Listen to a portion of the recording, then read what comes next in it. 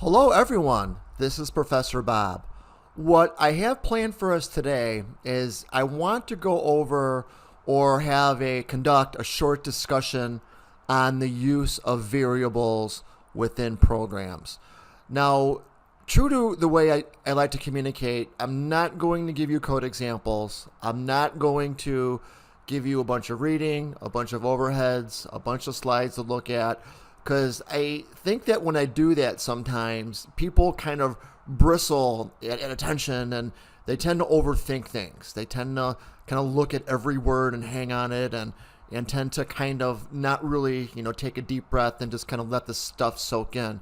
So what I generally like to do is when I try to explain something is I try to explain it just in common English, because that's the language I speak, my mother tongue, terms. So in that case, I notice that when I speak to people just kind of like this as more of a conversation, I tend to get through to them a little bit easier, where they're not writing everything down, they're not asking a billion questions, and believe me, writing things down is important, asking a billion questions is important, but sometimes I just need you just to kind of just take a deep breath and just listen and just kind of look at the big picture and kind of digest it and process exactly how things kind of work.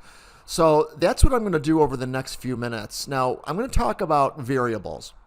Now, variables in programs, any program, right? You guys, I assume, are beginners, are really just areas for you, the developer, to tell the program where to hold values. Now, you probably had experience with simple variables up to this point, like a variable that will hold, that will hold the salary for an employee. And you might have a variable that might hold the raise percentage for an employee. And then you might have a third variable that holds the result of an arithmetic expression or an algebraic expression, such as, the total or the new salary equals the current salary times something. Anyway, don't write this down. I really just want you to listen to this, because I'm just giving you just a big example. So what variables do is they give you a place where you can store values for within the program, and you could retrieve them later. That's all it is. Now, there's a concept that you're going to hear when it comes to that. It's called persistence.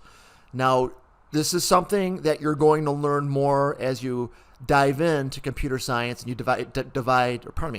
dive into languages. You're going to hear about scopes of variables and when they're persistent, when they're in scope and out of scope. For right now, you guys are beginners. I don't want you to worry about that. All I want you to know is variables are a place in your program in which you store values. Also know that it's much more complicated than that, and you're going to learn a lot more as you go. As a matter of fact, you're probably never going to stop learning about variables. It's not something that you master, and at the end of the day, you're like, yep, I know everything there is to know, and then you go home. You learn different variable types in different languages. Sometimes there's more obscure variables that you're not familiar with that you kind of explore and you experience as you go. So the analogy I like to give you is, if variables, and this is an analogy, right? If variables are a dictionary, like a regular Merriam-Webster, whatever dictionary, I don't know if there's any value of going through the dictionary and memorizing them all so you can recite them. I got that question quite a bit, saying, well, I need to memorize all these, and where do I find these, and how do I learn them? And I'm just going to go to this website and I'm going to memorize these variables. And I'm like, there's no point in doing that. This is the approach that you should be using. And you should use this approach with learning any kind of new language as well. Is a lot of these things, I'm painting with a broad brush on purpose, are going to become more clear to you as you get experience using them. Let me go back to my analogy with the dictionary again. If you guys all in my class, and I was instructed to teach you how to speak, I'll be politically correct, any language. I'll use English because that's my mother tongue, but any language, any spoken language, pick one. And let's just say, for the sake of our argument, I was qualified to do so. So, I would have a strategy in how I would teach you how to do that. Probably the first thing I would do is I would teach you some common phrases, and I would teach you some common words and just some common things that we can use that we can start communicating with each other. I might give you phrases like, hello, my name is so-and-so, and how old are you? Or nice to meet you. What are we going to do today? So that's kind of where you're at with programming. I'm trying to get you just some common vocabulary and just some common phrases so we can have a starting point for some more in-depth conversations. You see what I'm saying there? So I guess what I'm trying to, one of the things I'm trying to go over in this talk, I won't say lecture, is I want you to kind of think about how we're doing this. That's important. Not just what are we doing, it's how are we going about this? What is the system? So the system, and things that I want you to know, I don't necessarily want you to memorize it because it's not like, like high school history where you have to remember all the dates for American history, but you forget what happened or what the political and economic climate was during that time, which is really the true, the true nature of learning. It's the same thing with languages, with computer languages. I don't want you guys just to be, looking at things and memorizing them. As a matter of fact, I don't as well. One of the things I mentioned as part of my whole spiel, if you will, to beginners when you're just starting working with languages is that you have to learn how to be a good detective. Some people will ask me, they're doing their assignments and they'll be using different variables. They'll be using like a long for a long integer, and they'll use like an integer, and they'll ask me a question. They're like, well, what's the range? I mean, what can fit into this variable? And sometimes, the student is a little bit of a maze, don't have that memorized. I'm like, well, longs are bigger than ints, but longs vary on what they can hold depending on what language that we're using them in. So I'm going to have to look that up. And aghast, oh my gosh, Slackshot, Bob, how come you don't know this? Well, I don't know everything. I mean, but that doesn't mean I don't know what variables are, and that doesn't know that I don't know everything there is to know about scoping variables and how they work. But, you got to look at this stuff. You got to look at these things, and sometimes you have to look them up. Another analogy I give people with this is, when you go to a doctor's office, your doctor commonly would look at it and say, this is kind of strange. You have kind of a cough and you have a fever and you're having, I'm just going to make this up, and you got a cramp in your elbow and you're having trouble sleeping and you're not very well lactose tolerant. And they'll say, that seems a little bit weird. Let me try to figure out what this is. Sometimes when my doctor tells me that when I go to the doctor, I'm just like, whoa, you're the doctor, you should know this. And I realize that you just don't know everything. That doctors, even with all that education they have, just learn, they don't know everything. They look this stuff up. And that's how languages are. Be a good detective. Find ways to learn about, variables and use your own resources. I can help you on that, but I'm a little hesitant on it because if I give you links to work on, I want you to know that these are just examples. You could find your own. I'm figuring this stuff out, but learning how to learn this stuff. And variables are kind of like that. So let me sum this up, what I have with variables here. Now, variables in languages are basically divided into three types. Now, put the pencil down, please. Okay, I just want you to listen to me. There's three different types of variables that most languages use. We use numbers, right? Numbers are numbers. They can be, how old you are. They could be your weight, your salary, or anything.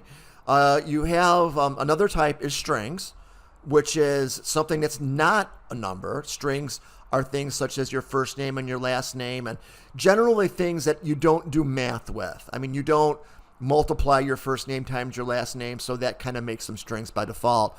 And you also have dates. Now, dates, can be, when you start school, when you end school, and so forth. But what I just told you is an extremely vague generality. Now, why am I doing that? Because it's a little bit more complex than that. There's many different kinds of numbers. there's many different kinds of dates, and there's many different kinds of strings. Now we're getting into that dictionary thing. Am I going to give you a link and say memorize them? No, I'm not, because I don't know the value in that. Like if you came to me and say, okay, we're studying the letter X today, and I'm like, okay, I'm going to give you a link of all the Merriam-Webster words that begin with the letter X.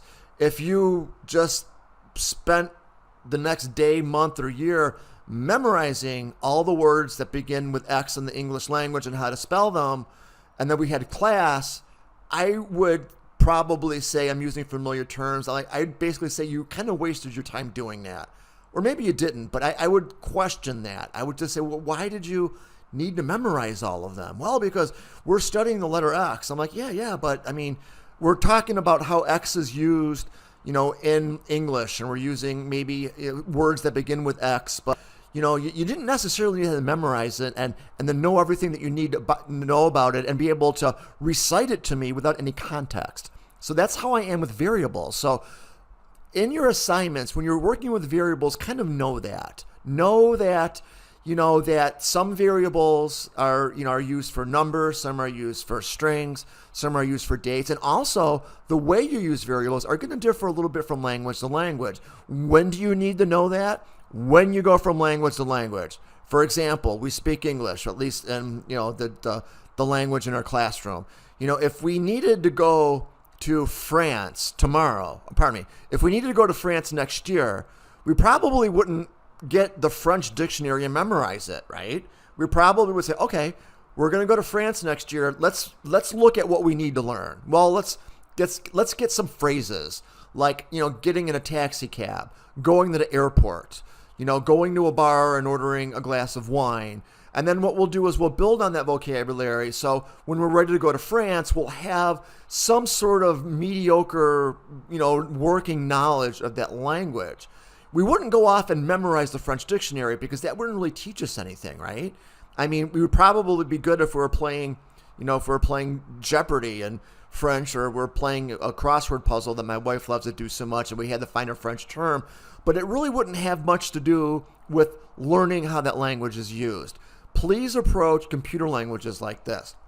So when I say, it's going to differ from language to language, half of you I can hear panicking.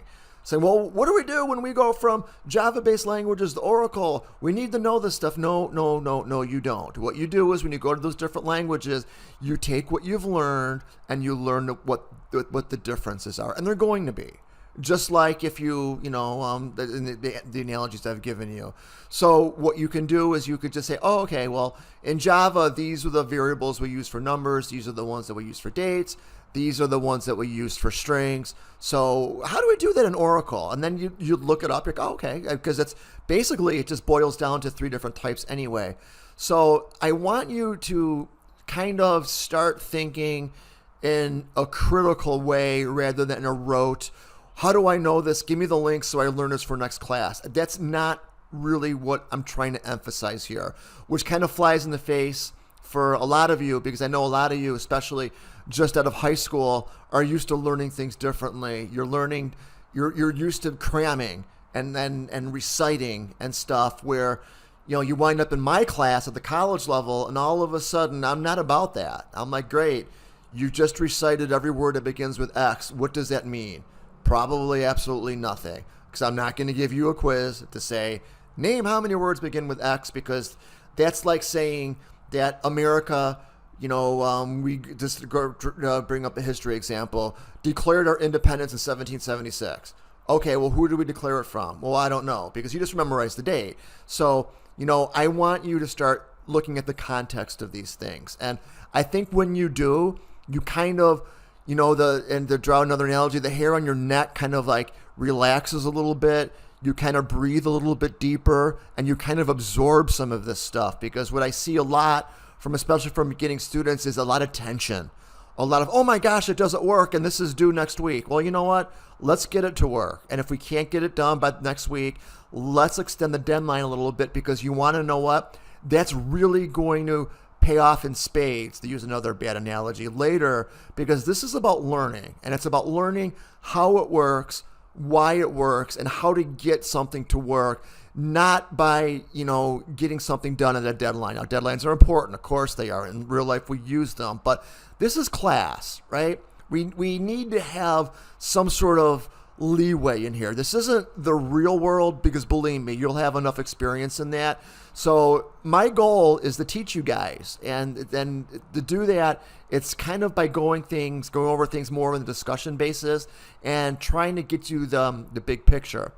So anyway, that's my tangent. So let me go back to variables. Now, I'm about ready to wrap it up here, but as you're going through variables, notice that you might get some errors when you use them. Now, I'm not going to go over all of them, because you're going to say, why didn't I get this error? Why didn't you tell me that was there? I want you to start being detectives here. Start small. Declare a variable and assign a value to it, like an integer called age, and say age equals 29. And then just write it out to the command line. In Java, it would be like system.out.println, and run it. Then scratch your head and say, okay, what's happening here? And think about how that variable is assigned, how you're giving it a value, and how you're doing something with it, such as like printing it out. Then I want you to do things like make that value really big, or put a decimal in it and see what happens. You're going to find out that you're going to start getting some error messages, and rather than panic, which is your first 5 things that you want to do, I want you to slowly start looking at these and saying, okay, I have an integer, and that is put in a value of 4,725,423. And you're like, well, I got an error message there. So rather than panic, just look this up. Look at the range of the variable. Look up the error message that you're getting and learn how to kind of solve these problems. Anyway, that's all I had for you today.